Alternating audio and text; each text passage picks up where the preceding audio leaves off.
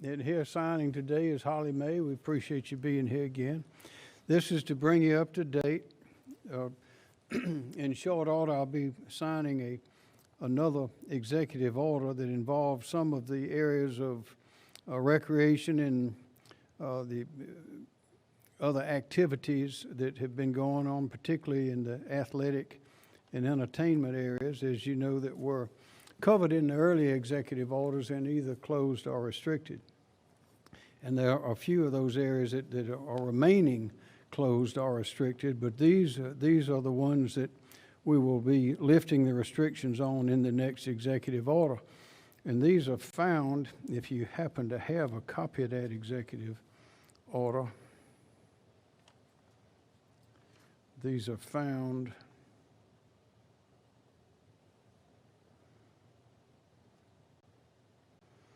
in section 2, the recreational facilities, activities, fields, athletic activities. And there was section E, F, and G. And these are, we're opening them as follows. Section E was sports that involve interaction in close proximity to and within less than 6 feet of another person. Section F is activities that require the use of shared sporting apparatus and equipment. And G, activities on commercial or public playground equipment. Now, in the executive order, we'll have some detail to explain those a little bit and add some example.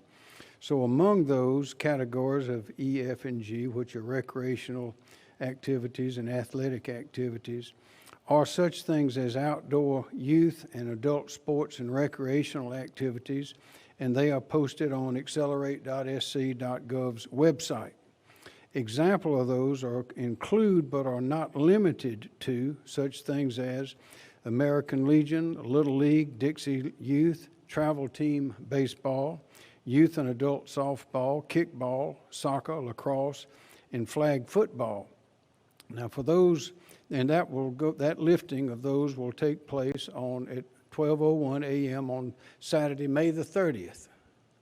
Now for those that have organized activities like that, of course they can start practicing then, but we want to hold off on competitive play in those things until June the 15th. And those are the recommendations that have been vetted by our team, notably Accelerate SC, and they will be in the executive order. Now, not in the order, but one thing that we never restricted, but we are issuing some guidelines. They'll be on the website, but it will not be in the order, are day camps. And those are such things as the YMCA day camps, the vacation Bible schools, church day camps, athletic day camps, educational day camps, and scouting activities, but not overnight scouting activities, but other activities. And we'll be opening them we're not opening them, but we are putting together guidelines that will be available soon. Also, doing the following: for entertainment venues and facilities, which we refer to generally as attractions, we are opening these. They are, section C was arcades, section F or tourist attractions, and that includes museums, aquariums, and planetariums. Section H in the order, indoor children's play areas with the exception of licensed child care facilities. J, bingo halls open.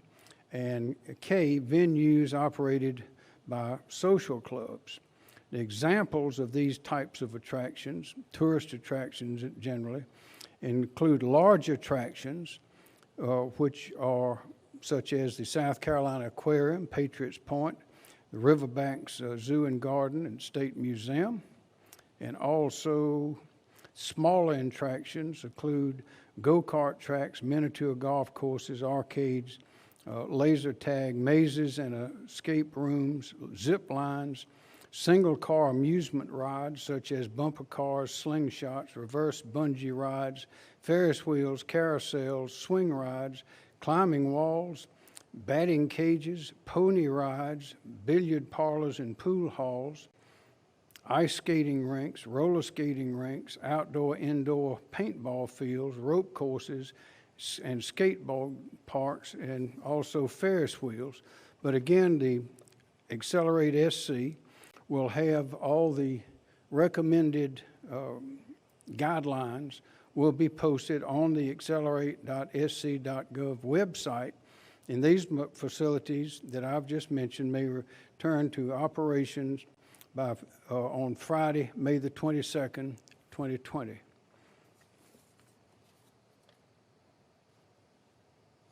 Okay. With that, Dr. Bell. Thank you, Governor. And good afternoon. DHEC has developed a statewide testing program to gain a better understanding of how COVID-19 infection is among all South Carolinians. And as of yesterday afternoon, a total of 138,238 tests have been performed in South Carolina, covering approximately 2.7% of our population. And of those tests, 9,175 have been positive for an approximate 7% positivity rate of tests performed. In order to begin the safe transition back to a less restrictive day-to-day life and a quality of life, and to revitalize our economy, South Carolina has to increase per capita testing to allow us in public health for a more precise idea of disease transmission in communities and an understanding of where interventions may be needed to control spread. This will help us reactivate businesses and community activities more safely. Through our testing plan, our goal is to test 2% of the state's population, or approximately 110,000 South Carolinians per month, and we are currently on track to meet that goal by the end of this month. Specifically, our plan focuses on 3 priority testing areas: universal testing of nursing home residents and staff, expanding testing in under-resourced minority and rural communities, and conducting mass testing in urban areas.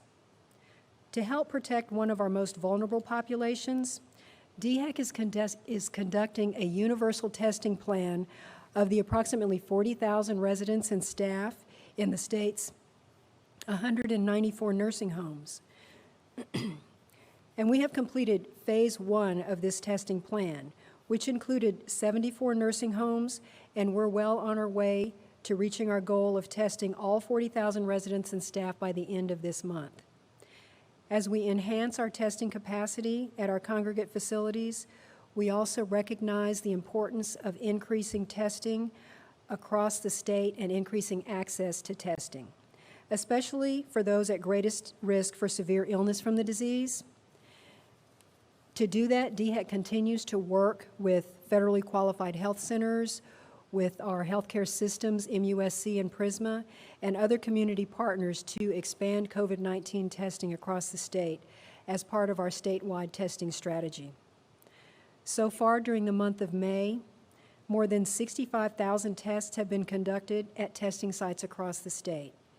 And as part of this effort, DHEC and our partners have held 55 mobile testing events. We have scheduled 58 additional mobile testing events, and we continue to add more sites daily. The mobile testing includes the following priority testing events. There are 45 located in under-resourced communities, 56 in areas of high population density. There's one in a tourist location in Myrtle Beach, and there are 11 additional priority events being scheduled. Together with our partners, we currently have a total of 202 testing clinics. And this includes stationary clinics like doctor's offices and hospitals available across our state. As we continue our measured approach to relaxing restrictions, it's important to remember that businesses do not spread the virus. It is people who are spreading the virus. And so it is spread by people in their actions or their measures to prevent the spread. And so in addition to testing and finding cases, We continue to encourage everyone how critical it is to follow the steps to stop the spread of disease, to make personal choices and take personal responsibility to protect themselves and to prevent spread in the community. All of these measures help us flatten the curve that we're all paying attention to see how well we are in effectively preventing the ongoing spread of COVID-19. So again, these specific measures that we strongly recommend everybody continue to follow is practicing social distancing, remaining 6 feet apart, avoiding large crowds and large events. In addition to social distancing, it's important to wear a mask while out in public, to follow disinfection recommendations frequently for environmental surfaces, and to also practice personal hygiene by regularly washing your hands, especially after you've been in public. And also to monitor for symptoms of illness, and if there are symptoms of illness, we encourage people to stay home, to avoid group settings, not go to work, keep your children home from group settings, and all of those measures help prevent the spread of disease. As always, for additional information, please visit the DHEC website at scdhec.gov/COVID-19. Thank you. Thank you very much, Dr. Bell. Well, as you can tell, we're making progress. And I'll just mention that the way that we approached this back in March was to, rather than setting out the essential and non-essential and trying to list everything, we listed those things very carefully, those that, because of the close contact of the crowds, it would be activities or areas that would be conducive to the spread of the virus. But those that have not yet had the restrictions lifted, those that have not had the restrictions lifted, I'll mention those just to give you an idea how far back along the list we are. And those include entertainment venues and facilities. Those are such things as nightclubs, bowling alleys, concert venues, theaters, auditoriums, and performing art centers and racetracks. Darlington just had a race on Sunday, and they had to cancel another one because of weather, I think. And I think they're going to have two either today or tomorrow. But it was, and by the way, I understand it was viewed by something like close to 7 million people, which is a record. And if you happen to see, if you missed it, you can see it online. It's quite exciting. But those still have restrictions on them, as do adult entertainment venues and spectator sports. As I said, of course, Darlington is a racetrack, but also is a spectator sport. But they had because of the lack of spectators there, they went ahead, and also we're going to have the PGA coming up in June, and they will not have spectators either. We never closed hotels. We certainly never closed churches. A number of things that we did not do that they did in other places. And if anyone has any questions, I would urge them not to look and see what other states did, but contact the Chamber, the State Department of Commerce. State Department of Commerce is one that can give you immediate information on the various limitations. Are there any questions? Yes, ma'am. Shauna? So tell me about why you decided to open up tourist attractions for this weekend, and why it's pretty wide open, why all categories? Well, that was the recommendation, the studied recommendation and findings of Accelerate SC. And of course, part of Accelerate SC, you're familiar with the membership. That includes all the state agencies, including Parks, Recreation, and Tourism, as well as Department of Health and Environmental Control and everyone concerned. And we can't keep things closed forever, of course. The Constitution doesn't allow it. Neither does common sense, and neither would the economy. Public health consists of economic health, physical health, and mental health. And every time you take one action in one of these areas, there's another reaction, sometimes unintended consequences in others. So we're mindful of all of those things. This was the time to remove those restrictions. Yes, sir. Governor, you didn't include nightclubs, concert venues, bowling alleys, movie theaters.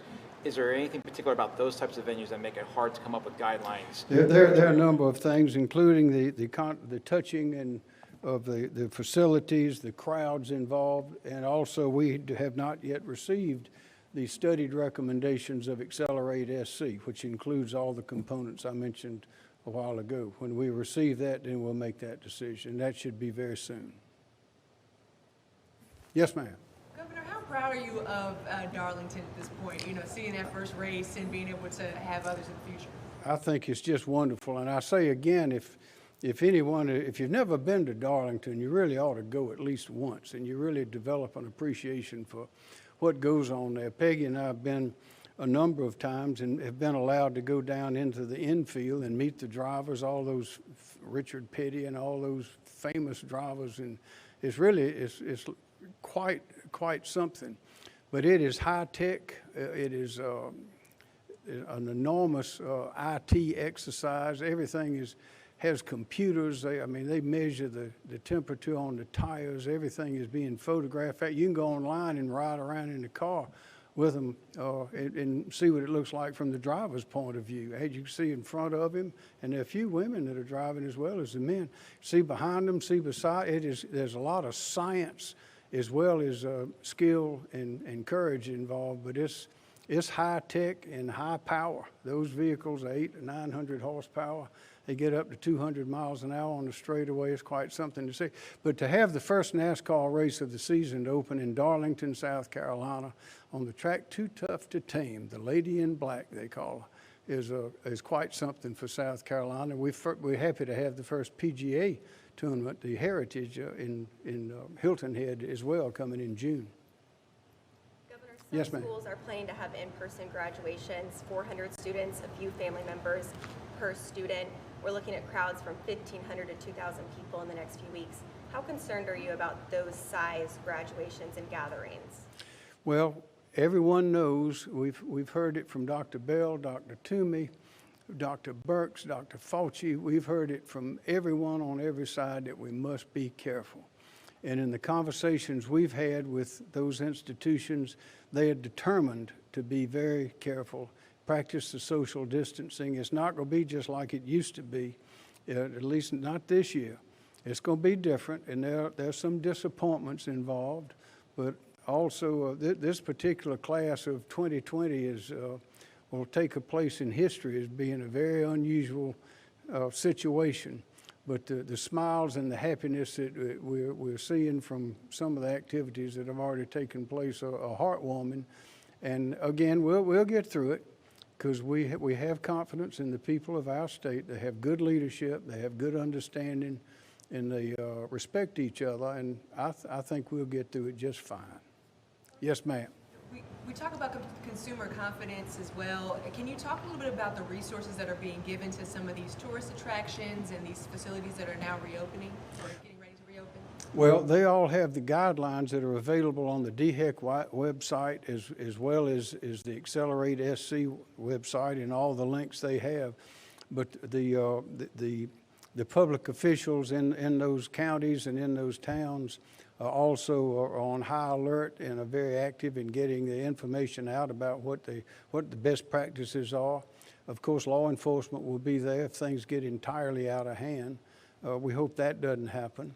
But there's plenty of guidance out from authoritative sources, and we feel confident things that will work. Yes, ma'am. How do you think this reopening for Memorial Day weekend will affect the crowds and tourists coming for Memorial Day? Well, I expected it may increase them, but also it'll give them more places to go. One of the recommendations of Accelerate SC was that the beaches are open now, but if only the beaches open, then the people that go to that area, to say to Myrtle Beach, will all be on the beach. But if these other things are open, then a lot of them will want to go there, and that's, even though there'll be more people coming in, there'll be more places for them to disperse to, more places for them to go. So in the end, it'll be good for the economy and good for the people as well.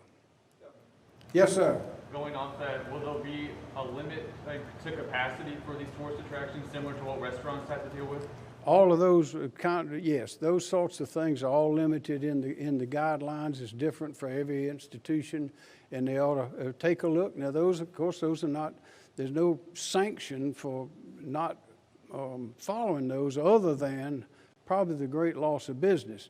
As you heard from the Accelerate SC just, I think it was yesterday, Mayor Knox White of Greenville, who was on the team, they've developed a Greenville pledge where they have criteria that are set out, and if a business or an activity or a venue wants to get the good housekeeping seal of approval, it's called the Greenville Pledge sticker to put on their door, they have to agree to follow and to implement all of those recommendations and guidelines that are being published in this case in Greenville. That's a very good idea, and we would encourage people to do things like that. All the municipalities, very easy to do that, and can use what they did in Greenville as an example. Yes, sir. What's the plan in case case numbers go back up if we have a spike?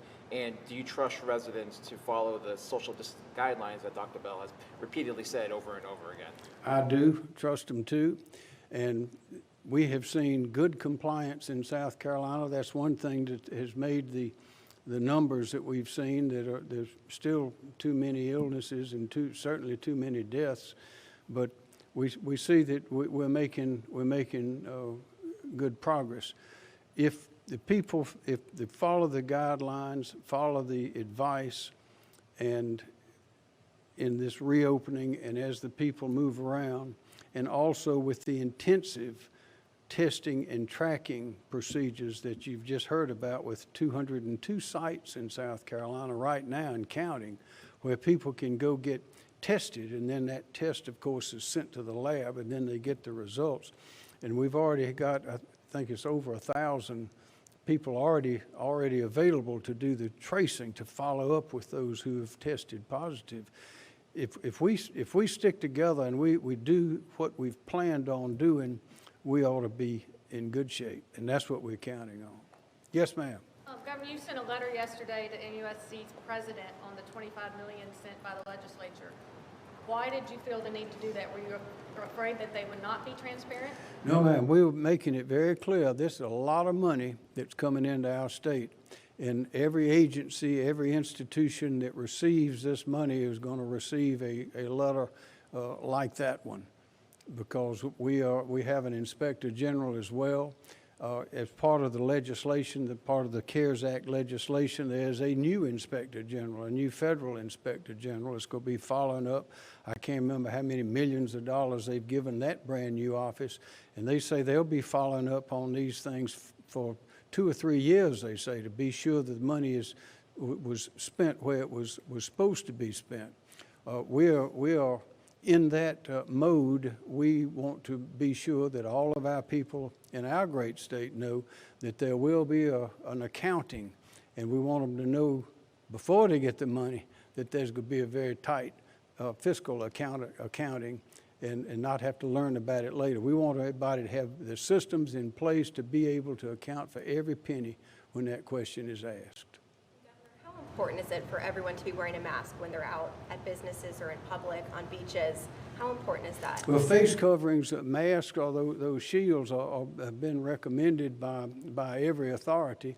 It all depends on the situation. If you're a farmer and you're in a field by yourself in the tractor, you probably don't need to wear one. But if you're inside, and particularly if you're around people, then that's a different story. But all those guidelines and recommendations have been made public and spoken here hundreds of times. So it is important to take care of yourself. We cannot have an epidemic. Dr. Bell and Dr. Toomey and Chief Keel cannot follow everybody around, or Chief Hallbrook, to be sure that they're doing the best things for them. And your mama and your daddy might not be there either. But if you just do what your mama taught you way back then, is be careful with strangers, and cover your cough and your sneezes, and wash your hands, we'll be in good shape. We call it, today in this context, we call it social distancing. Yes, sir. Actually, Dr. Bell, if you could address, what are the differences, if any, in guidelines for masks indoors and outdoors? And should people be wearing them on the beach? As the governor said, the mask is needed if you're going to be in close contact with somebody. So if you're out on a beach and you're not in close contact with someone, then you don't need to wear a mask. If you're outside exercising or taking a run or something like that, then you don't need to wear a mask. But in any setting, whether it's inside or outside, if you're going to be in close proximity for a period of time more than a matter of a few minutes, then it's recommended to wear a mask, because you can't predict when you might encounter somebody who could be spreading the virus, who may not be having symptoms. So the mask is an extra measure of protection in addition to the recommendation to maintain social distancing. Dr. Bell, can you talk about how well contact tracing is going? How successful has it been so far? And has DHEC identified any possible outbreaks or been able to stop any possible outbreaks because of the increased efforts with the contact tracing? Yeah, the contact tracing has been very successful. Contact tracing is a measure that we in public health use for a number of communicable disease conditions. We do contact tracing for people who may have hepatitis or sexually transmitted diseases, tuberculosis. So this is a measure that we employ all the time. And we have done this throughout this outbreak for every case of, every reported case of COVID-19 that we could identify, that we could find. Those individuals are interviewed and they're asked confidentially about who they might have come in close contact with. And then we follow up with those close contacts. We don't say in what setting they may have been exposed, but we provide recommendations to them about what they can do to monitor for symptoms and to prevent spread. And so those measures have been very successful. Now the volume of cases that we will be looking at now, we're very fortunate to have a much larger workforce to help with that contact tracing and to continue those measures that we've had in place all along with a larger number of people. Illness onset. Recently released data did show that our illness onset is now around February 12th. Are there earlier cases than we previously knew about from the onset of the first week of March that we originally knew about? By illness onset, you mean the first cases identified in the United States? In South Carolina, it's In now South showing Carolina? February 12th. Well, so something that has become evident with an analysis of how disease transmission occurred in the United States is that it's probably likely that cases were occurring before the cases were first confirmed by laboratory testing. And so we consider that that is also the possibility in South Carolina, that early on with subtle and vague symptoms of just a fever or muscle aches, when people didn't know what to, weren't aware of COVID-19, for mild illnesses for which they might not normally seek medical attention, the possibility is that there was some circulation of cases prior to the confirmed cases. But we do believe in South Carolina that for the most part, the first identified cases in a very concentrated community without additional evidence that there were significant other unidentified cases prior to what we first saw in Kershaw County, that we feel we have a pretty good handle on the start of the epidemic in South Carolina. Thank you very much. Final point, while we are lifting these restrictions, and we'll lift others later and have lifted others before, I want to remind everybody that this is a dangerous, dangerous disease, a dangerous virus, and things that we may have done before out of courtesy and good manners that were matters of courtesy and good manners are now actually matters of life and death.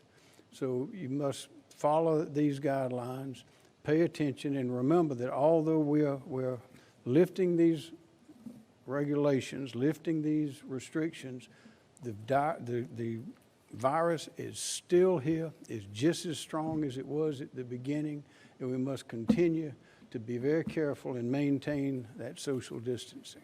Thank you very much.